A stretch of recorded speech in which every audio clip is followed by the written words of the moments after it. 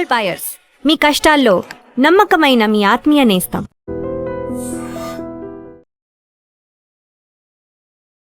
Hyderabad outer ring road దగ్గర ఆదిబట్ల ప్రాంతంలో ఒక నిందితుడి మీద పోలీసులు కాల్పులు జరిపారు.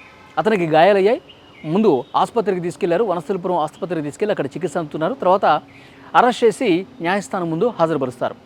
ఎందుకు పోలీసులు కాల్పులు జరపాల్సినటువంటి పరిస్థితి వచ్చింది, అతను ఎవరు, ఈ వివరాల్లోకి వెళ్తే నల్గొండ జిల్లాతో పాటు చుట్టుపక్కల చాలా ప్రాంతాల్లో చోరీ కేసుల్లో కీలక నిందితుడిగా ఈ వ్యక్తి ఉన్నాడు. సో అతనికి సంబంధించిన సమాచారం నల్గొండ సిసిఎస్ పోలీసులకు వచ్చింది. అతను హైదరాబాదులో ఉన్నాడు, హైదరాబాద్లో తలదాచుకున్నాడు. ఇక హైదరాబాద్లో కూడా చాలా చోరీ కేసులకి ఒక ప్లాన్లో ఉన్నాడన్న ఇన్ఫర్మేషన్ నల్గొండ సిసిఎస్ పోలీసులకు రావడంతో వెంటనే హైదరాబాద్ వచ్చారు. హైదరాబాద్ వచ్చి అతన్ని పట్టుకునేటువంటి క్రమంలో పోలీసుల మీద అతను రివర్స్ అయ్యాడు, దాడికి పాల్పడే ప్రయత్నం చేశాడు. పోలీసులు ముందుగా అతన్ని చాలా సేఫ్గా పట్టుకునే ప్రయత్నం చేశారు, బతిమాలారు.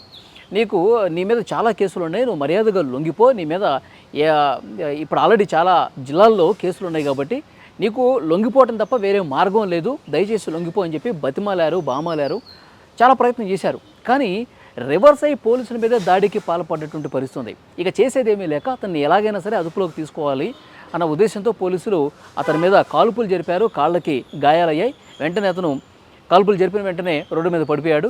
వెంటనే వనస్థలిపురం ఆసుపత్రికి తీసుకెళ్లి ప్రస్తుతం చికిత్స అందిస్తూ ఉన్నారు. సో ఇప్పుడు ఇతను నల్గొండతో పాటు నల్గొండ చుట్టుపక్కల ఇటు ఖమ్మం నుంచి మొదలు పెడితే నల్గొండ కావచ్చు, సూర్యాపేట కావచ్చు, తర్వాత మహబూబ్ నగర్ కావచ్చు, రంగారెడ్డి, సో ఇలాంటి జిల్లాల్లో చాలా ప్రాంతాల్లో చోరీ కేసులు ఇతని మీద ఉన్నాయి. ఇతను చోరీ చేయటమే కాకుండా ఆ ఇంట్లో ఎవరైనా సరే ఇతను చోరీ చేసేటప్పుడు చూసినా అడ్డుకున్నా సరే వాళ్ళ మీద దాడికి పాల్పడి ఇంట్లో ఉన్నటువంటి నగదు మొత్తం కూడా ఊడ్చుకుపోయాడన్నటువంటి ఆరోపణలు ఇతని మీద ఉన్నాయి. సో ఆ అన్ని జిల్లాల్లో కూడా కేసులు నమోదయ్యాయి. మరోవైపు ఆంధ్రప్రదేశ్లో ఒక కానిస్టేబుల్ హత్య కేసులో కూడా ఇతని పాత్ర ఉంది. ఒక కానిస్టేబుల్ని నిర్దాక్షిణ్యంగా హత్య చేసినటువంటి ఉదంతం ఉంది కాబట్టి సో ఆ ఇన్ఫర్మేషన్ కూడా పోలీసుల దగ్గర ఉంది. సో ఇది మోస్ట్ వాంటెడ్ క్రిమినల్గా ఉన్నాడు, మోస్ట్ వాంటెడ్ ఒక చోరీ కేసులో నిందితుడిగా ఉన్నాడు. సో అతన్ని చాలా సందర్భాల్లో పట్టుకునే ప్రయత్నం చేశారు, అతని కోసం వెతుకుతూ ఉన్నారు, కానీ ఎప్పుడు కూడా కనిపించలేదు. ఈరోజు హైదరాబాదులో తలదాచుకున్నాడు, హైదరాబాద్లో కూడా ఇంకొన్ని నేరాలు చేసేందుకు ఆ ప్రయత్నంలోనే ఉన్నాడు అని నల్గొండ సిసిఎస్కి ఇన్ఫర్మేషన్ వచ్చింది. వెంటనే ఇక్కడ హైదరాబాద్ పోలీసులకు సమాచారం ఇచ్చారు, కోఆర్డినేట్ చేసుకున్నారు.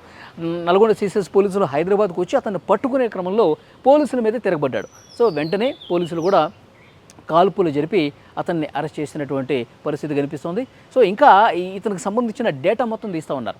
గత 5-6 సంవత్సరాలుగా ఇతను ఎక్కడెక్కడ చోరీలు చేశాడు, ఎంత మొత్తం చోరీ చేశాడు, అది నగలు ఎంత ఉంది, డబ్బు ఎంత ఉంది, ఇంకా ఎవరినైనా చంపినటువంటి ప్రయత్నం ఉందా, కానిస్టేబుల్తో పాటు ఇంకా ఎవరి మీదైనా చంపినటువంటి ఉదంతాలు ఏమైనా ఉన్నాయా, రాష్ట్రంలో ఉన్నటువంటి అన్ని కేసులు, అన్ని పోలీస్ స్టేషన్స్లో ఈ చోరీ కేసు నిందితుడికి సంబంధించిన ఇన్ఫర్మేషన్ ఏమైనా ఉందా, ఇంకా మనకు తెలియనటువంటి కేసులు ఏమైనా ఉన్నాయా, మనకు తెలియనటువంటి బాధితులు ఇంకెవరన్నా ఉంటే పోలీస్ స్టేషన్స్కి వస్తున్నారా. ఇతని పేరు భూష్మి శ్రీకాంత్ అంట.